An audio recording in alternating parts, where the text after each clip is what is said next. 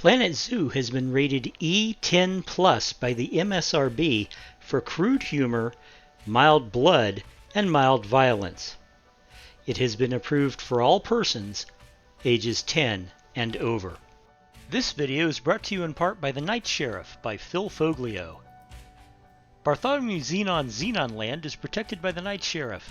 Day and night, he's burdened by a witch's curse to be aware of all that live and play within the massive fantasy theme park. Now an attack on the park by a monster hunter who knows far too much threatens everything: the guests, the staff, and the supernaturals who take refuge in the park. The Night Sheriff must scramble to uncover not only the source of the threat, but the secrets of the park of which even he was not aware. If he doesn't, he may be doomed. The park may be doomed. And even the world may be doomed.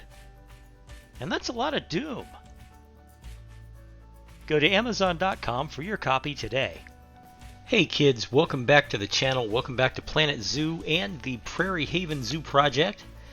As you can see, I'm working on a new habitat here. This is going to be for the Okapi. The Okapi, or Okapi as some people call it. I don't think there is a proper pronunciation of it. Or, it's one of those, people here call it that thing, or people here, over there call it the other thing. I'm digressing. I'm sorry. I got, it doesn't matter. Anyway, the Okapi, whichever you call it, it's a very finicky animal in this game. It has a lot of very specific requirements. A lot of plants, a lot of coverage. It doesn't like being stared at by people.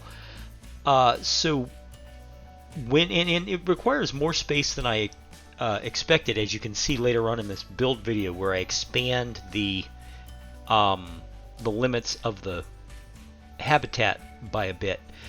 The thing is, it's a fun habitat to build because it does require all those plants and the rocks and using specific viewing areas rather than just letting the, like with the warthogs don't care. The warthogs don't care if people are staring at them all day.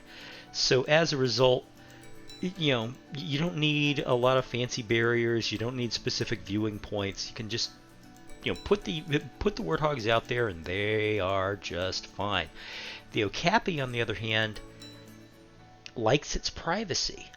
So you have to control how and when people are staring at it. You have to control its visibility. You have to control how easy it is for it to be seen, because it will stress out real quick.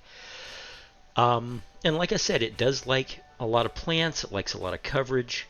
So with that in mind, when I designed this habitat, I specifically designed it to not give the best view of the animal, to be honest. There is a really great, I end up with a really great viewing area that I'm very happy with, but in the end, it's all about the happiness of the animal, not the happiness of the zoo goer. So the view of this animal is going to be a little limited, but that's okay. I think it makes for a grand habitat. So let me turn you over to the time lapse. I hope you enjoy it. Let me know what you think of the build. There were a couple of times, I will admit, where I stopped and went, no, that's not working, and erased what I had just done and tried to rework it and tried to set it up differently. And you can tell that looking at the video as I build it. The places where I go, oh wait, hold on, that's not working, let me try something else. But that's just part of the game. Anyway, I'll let you enjoy the rest of the build, and I will talk to you in a moment.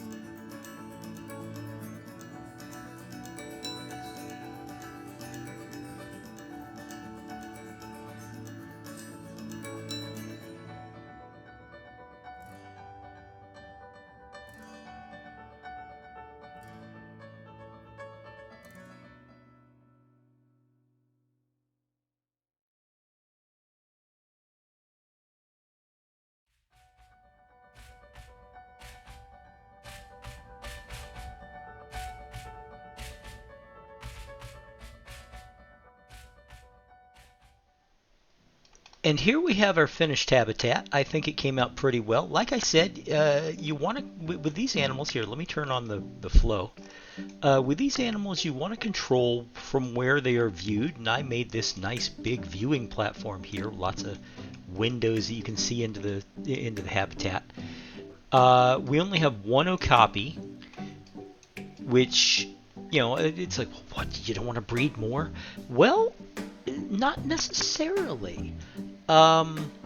This is one of those animals that you can do quite well with just one.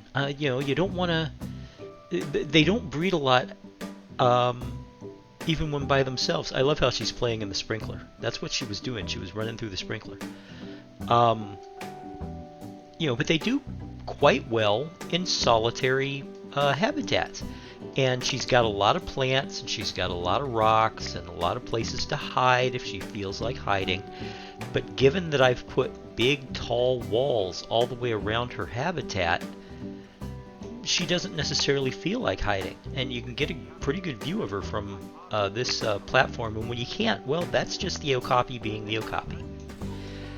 Anyway, guys, I like the way this came out. I think it's a really great addition to the zoo. I'm going to continue building in this general direction for a little while.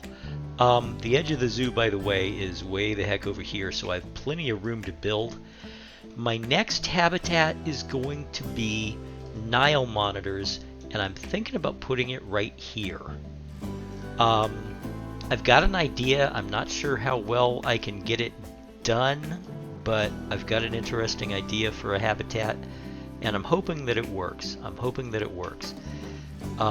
In any case, guys, I hope you enjoyed this episode. Let me know in the comments below. Like if you did, subscribe if you haven't, and I will talk to you in the next video, which again is going to be Nile monitors. Bye-bye.